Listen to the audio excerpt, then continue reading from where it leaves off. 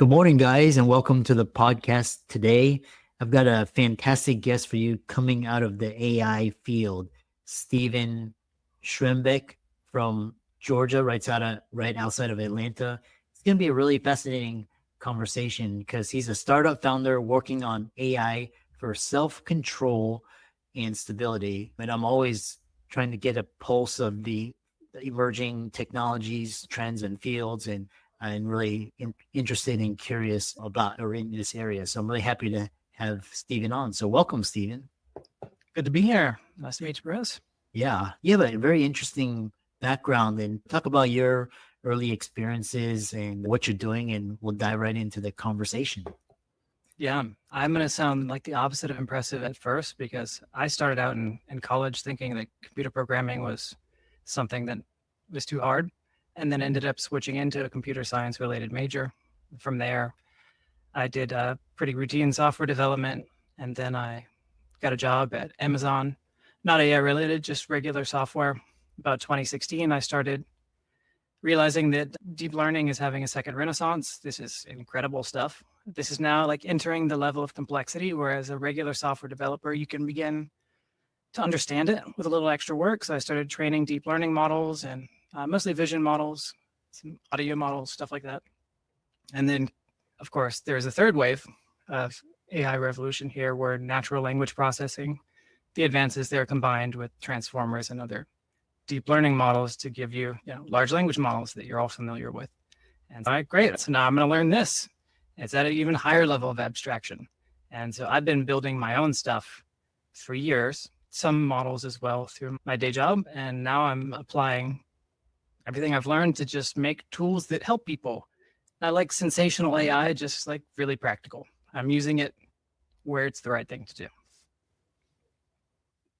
Really interesting foray, and I was actually have this kind of curiosity because I was watching this YouTube with a podcast with it was Mark Andreessen and Ben Horowitz and like Peter Diamandis and a lot of these AI innovators, and they were talking, and also Sam Altman, and he was talking about large language models as the baseline, and was very akin to the browser wars, like which company is going to come out with the most dominant one. And right now it looks like OpenAI, but does doing a lot of things with their llama. But the question I have for you, because it really sparked my curiosity, is like these AI models are based on language, but he was talking about AI models being based on video and pictures. And what are your thoughts on models, AI models based on things that are not based on language, but like videos and pictures? Yeah, this is slightly less explored, but this is coming to the foray in multimodal models. There's been a lot of advances in the encoding. At the lowest level, your large language models are taking little chunks of words. You can imagine the word, waffle, broken up into just a few pieces. They sound wa and then full. It's not necessarily how it gets split, but that's about right. That's like the lowest, that's the atoms of large language models. And then those little pieces get rearranged in a sort of autocomplete way. And that's how it thinks, right? It thinks at that low level. Those are how it represents its information. But how do you go from the word waffle to a picture waffle? Something only knows text. It has no conception. This is like describing color to somebody who has never seen in their entire life. So this is a dimension that they've never experienced. So how do you get them to understand a picture of a waffle intuitively like we do? And there's a lot of techniques for converting from one to the other. But what they've started doing is actually training these things at the same time. And so that the lowest level encodings are shared representations between all of them so that you can actually seamlessly move from one to the other. It's really crazy. You input like the text waffle, and then it has an internal representation of the different meanings of the word waffle in context, like what a waffle is, what it looks like. It can actually generate output out the other side of a picture of waffle. And that doesn't necessarily look good because that's not what it's for. But it shares, like it co-locates these representations together so that you can do that with sound, and then you can train it again with other low-level stuff. And now it begins to be able to intuit like how these concepts are related in ways other than just text. And I think that OpenAI's model, what is it, Sora? Its low-level encodings are basically pixels in sound. But it does this technique. It also starts to marry these things together with words And it's pretty cool. It's hard to train. These are not easy to build. No one's going to train them anyway. Just use theirs.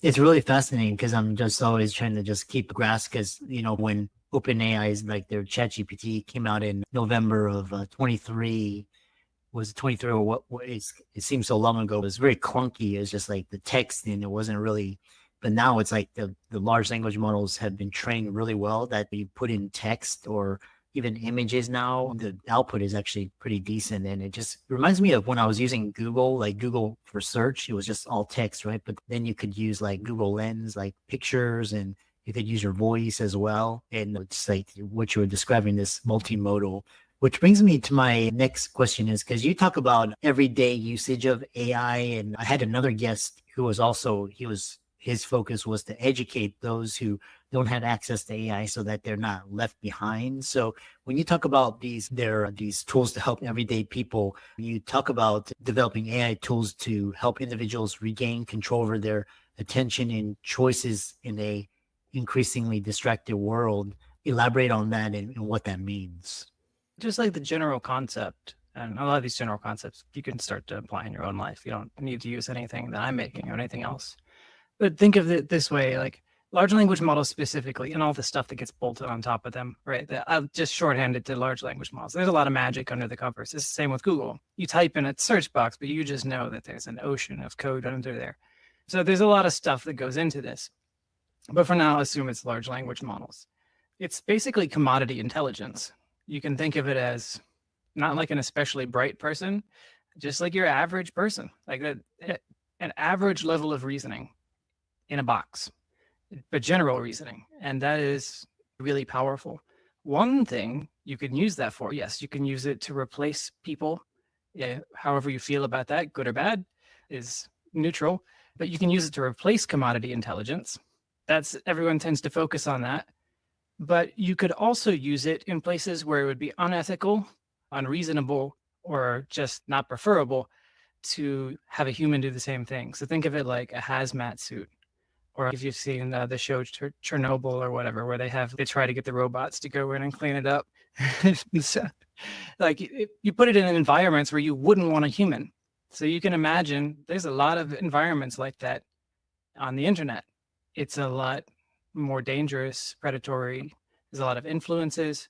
So some simple ways to use it are just send an AI ahead of you, just to go look for things that it's triggering or isn't good, and just pacify it or sanitize some of the things, or even just censor some of the things you don't want to experience, get rid of the noise, the intentional bias and influences, all that sort of stuff, right? So you can think of this as having a hazmat suit. So that is a simplistic way of looking at that. But there's a lot of other environments and situations in which you would like to have human-like intelligence evaluate a situation without a human so that a human doesn't have to. So not just saving work, it's also sparing a conscious creature from having to experience or go through this.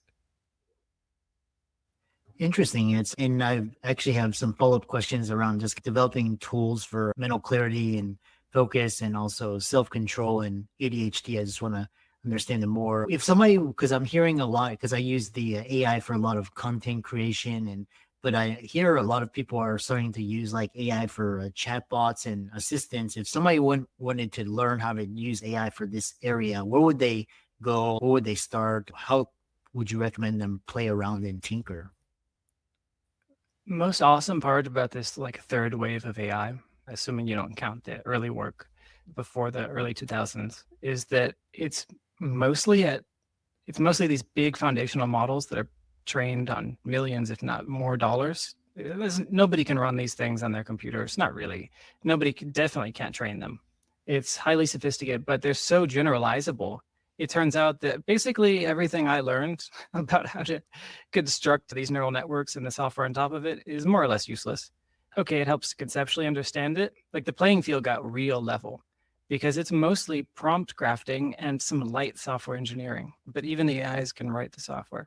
So it has leveled the playing field immensely to the point where, yes, it's a skill to learn how to interface with these things. But once you get good at using ChatGPT, like stitching together some software to do that in an automated way is basically just logic, like common sense, like just trial and error. And then you can use no code tools, Bubble, and there's LLM specific ones like Flowwise, I think is one. There's a couple like them, where it's just like a little branching structure. You've ever seen like a flow diagram? It's okay, if this, here's the prompt, then do this. Like you've got customer intake, or you've got new patients or something. Did they fill out this form? Okay, was this empty? Check for errors, like talk to them about it. If that's all good, then send them to this sign up page. Okay, then send them to this thing. It's easy. If you're a human being with a little bit of patience and you're willing to learn a little skills, then you don't really need software developers like me. So that's the good news, is that 80% of the use cases you're enabled to do by yourself. And it's much more approachable. So those are the tools I'd recommend trying out, but there is no replacement for getting in there and learning the nuances of how it works, like intuitively. And this is something I'd recommend actually learning how to intuit if you don't already use the AI tools. Yeah, I love this process, how you're describing just tinkering and just playing around, go in and just see what, that's how you best learn. What the other question I have for you is, so you talk about the AI tools assisting those struggling with ADHD or addiction, and how is this possible? What are specific features designed to help those struggling with ADHD and addiction? There's lots of different hows. It's like a constellation of different tools. And a lot of it's just regular software. But one of the fundamental problems is you have the untrustworthy operator problem. Let's say you've got a bunch of system that keeps you healthy and check. I meditate at this time. I take my medication at this time. I don't go buy drugs or alcohol because I'm not doing that. I make sure that I check into work, or I leave by this time. You can imagine a whole bunch of systems that people with ADHD and autism rely on.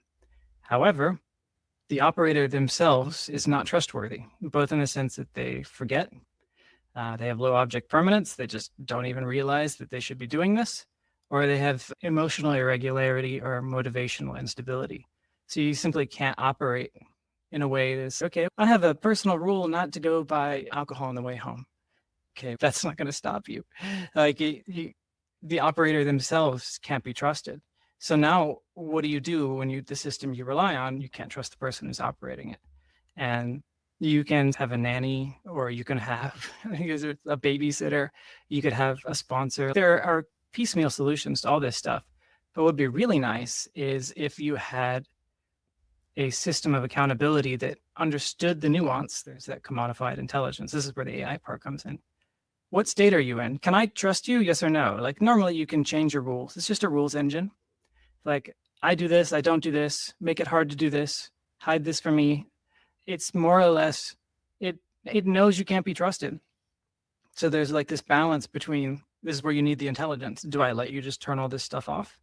Do I try to block a transaction at a liquor store? Okay, I'm just buying this in order to make a flambe later. There's a lot of nuance here that brute force, like simplistic tools don't work. So you need something that understands. Also, you don't want it interrupting you or stopping you or blocking your websites when you're trying to do stuff for work. There's an enormous amount of nuance in when to apply like enforcement. And the net result of all this is that it just makes it easy to do what you want to do, harder to do what you don't want to do. And it makes it more or less impossible to not realize what you should be doing. And then the rest is more or less just set up your own rules. So that's the general system. But yeah, it's for sleep, it's for electronic addictions, avoiding substance abuse, spending control. These are the most common problems that people have. And so that's what we're focused on. But the principles are general, right? It's whatever rules you got for life, but it's just imagine a little guardian angel that is constantly paying attention to what you're doing. There's some AI there as well. And then whatever information you choose to give it, it's using that to evaluate whether it should step in to enforce your own rules or not if you don't. Really interesting. And then when you talk about ADHD and addiction, the other question is, how did the AI tools you're developing help users attain mental clarity? And can you share examples of how these tools are used? Moving things. I'm operating from the state that your standard human at rest is already healthy. So if that's not true, that's a different target audience. So assuming that at rest, when healthy, you're functional, then it is mostly about removing influences. It's about decreasing your level of stimulation to improve your baseline dopamine. So a lot of this is like the hazmat suit I mentioned, like it's creating different interfaces to influences. Okay, you want to listen to podcasts, so you go through this other tool that desanitizes it. You want to browse the web, you want to look at social media, you're going to do it through this alternate interface that doesn't allow these things to pull your attention away. You can also tell it what your intentions are. This is what the first version of the software was. Tell it what your intentions are, and then it's paying attention to what you're doing. And if there's a discrepancy, it can just make you aware. But if you choose to, you're doing this to yourself. If you choose to follow up by adding more restrictions, hey, I said I was doing this thing for work and I'm not doing it after 45 minutes. Go through this pretty well-known psychotherapy routine, mirroring. There's none of this is new, right? I'm just putting together existing Legos. Follow this step, then this step. If I completely ignore it, then I want you to turn off my internet. Not everyone's going to do this kind of thing, but for certain problems, it makes sense. Like substance abuse, for instance, you need a hard guardrail, which says if a transaction comes through or is trying to be processed from these merchants or in this way, deny it.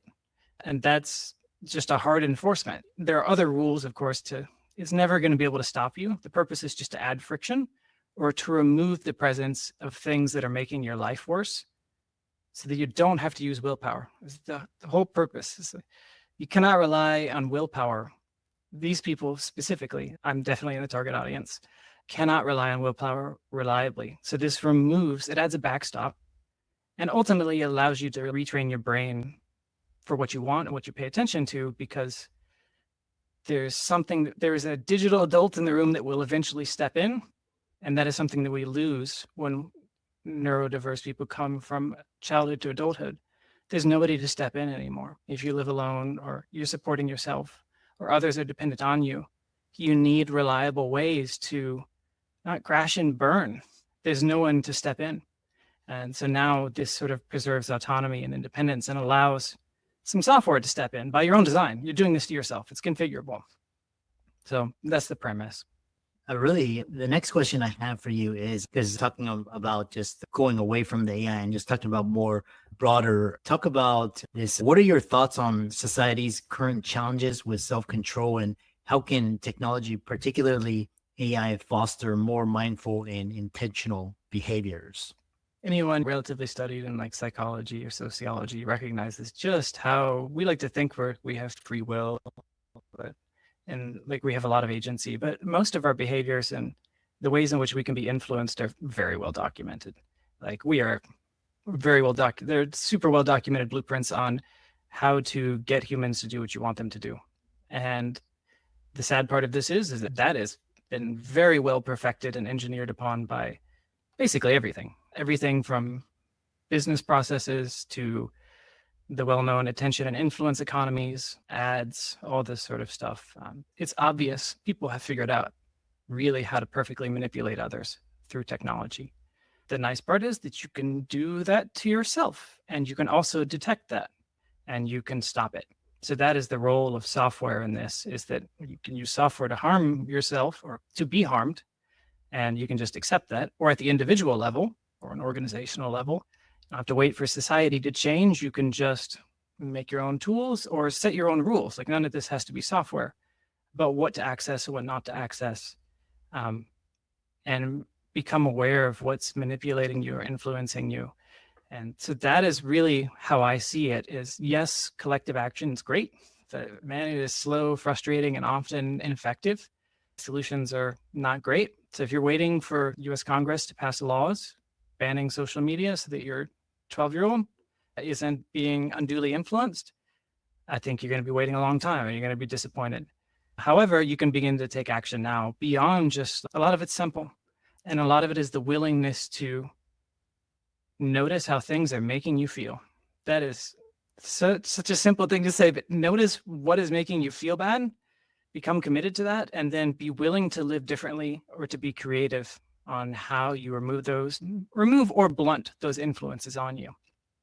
That's like the most important thing to do, regardless of what tools you use, because nothing is ever perfect. You got to fit it to your life. Remove the bad stuff and do more of the good stuff. I don't think that any of this is actually surprising. My insight for building a business in software was that people know what to do. The average person knows what is healthy for them and not healthy for them generally, but they have trouble actually doing it or not doing it. So that's where you should focus, less on shame, stop using effort and willpower, and just make it so that it's really hard, if not impossible, to do the things that are bad for you. And it's really easy, if not inevitable, to do the things that are good for you. Very insightful. And I'm sure the audience is going to have a lot of follow-up questions. I have two more questions before we have around 3-4 minutes left. The other question is one is AI can feel impersonal, and how do you ensure your tools foster genuine human agency and are accessible? Because there's this concern from people that have access to AI and that know how to use it. They're going to use it to, of course, enrich themselves and progress, whereas the common average person that doesn't know or was going to get left behind. How do you address this? That's a profound problem, and I think that it's accurate. But that's a question that is well beyond the scope of just this is any technology. What happens when you have exponential abilities? Like some people are becoming superhuman. That's a major challenge that is really a philosophical one. So I won't weigh into that too much, other than I would advise, you don't need to be on the cutting edge, but usually being about 20-30% behind the cutting edge, being an early-ish mainstream adopter is about good. Just pay attention and try to use these things. There was a second part to that question that I forgot. Yeah, it was the next question is just with AI, how do you help people use technology to create more meaningful lives? Just because I know in our day and age, it's just more efficient, instant gratification, just more effective and just them. But ultimately with technology, we're losing meaning. For example, we're very connected, but we're some of the most disconnected people in human history, even though the technology is supposed to bring us together. So how do you use AI to create more meaning for people? Okay, that's a great question. And I'm willing to be late for my next thing to answer that, because that's an amazing question. I feel very strongly about this. We should not be replacing the behaviors that we want to do. This is where capitalist profiteering, like efficiency mindset, falls flat, is that if we keep going, we've automated away everything, right? We have AI raising our children. We have technology that does everything for us. Eventually it can just live for us. And you can just be put on a feeding tube and just go unconscious. What are you replacing? I think this is where we have to be quite mindful of the fact that we are